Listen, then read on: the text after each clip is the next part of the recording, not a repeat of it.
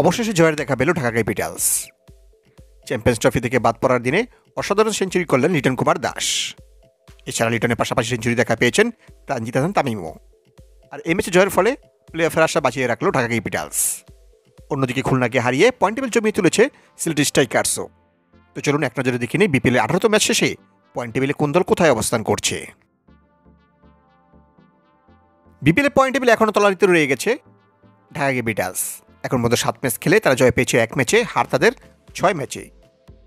তাদের পয়েন্ট এখন 2 এবং তাদের নেট রান রেট -0.976। বিপিএলের পয়েন্ট টেবিলে 6 নম্বরে রয়েছে দুর্বার রাজশাহী। এখন মধ্যে 6 ম্যাচ খেলে তারা জয় পেয়েছে 2 ম্যাচে, হার তাদের 4 ম্যাচে। তাদের পয়েন্ট এখন 4 এবং তাদের নেট রান রেট -2.117।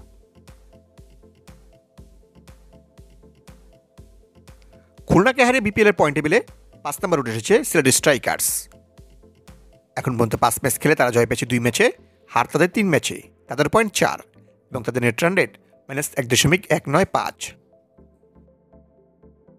বিপিএলের পয়েন্ট টেবিলে 4 নম্বরে রয়েছে খুলনা টাইগার্স। এখন পর্যন্ত 4 ম্যাচ খেলে তারা জয় পেয়েছে 2 ম্যাচে, হার তাদের 2 ম্যাচে। তাদের পয়েন্ট 4 এবং তাদের নেট রান রেট +0.262। এবং বিপিএলের পয়েন্ট টেবিলে 3 নম্বরে রয়েছে চট্টগ্রাম কিংস। এখন পর্যন্ত 3 ম্যাচ খেলে তারা জয় পেয়েছে 2 ম্যাচে, হার তাদের 1 ম্যাচে। তাদের পয়েন্ট 4 এবং তাদের নেট রান রেট +1.262। এবং বিপিএলের পয়েন্ট টেবিলে 2 নম্বরে অবস্থান করছে ডিফেন্ডিং চ্যাম্পিয়ন ফরচুন বরিশাল। এখন পর্যন্ত 5 ম্যাচ খেলে তারা জয় পেয়েছে 3 ম্যাচে, হার তাদের 2 ম্যাচে। তাদের পয়েন্ট এখন 6 এবং তাদের নেট রান রেট +0.838। এবং যথার্থ বিপিএলের পয়েন্ট টেবিল 1 নম্বরে রয়েছে রংপুর রাইডার্স। এখন পর্যন্ত 6 ম্যাচ খেলে তারা জয় পেয়েছে 6 ম্যাচেই, হার নেই কোনো।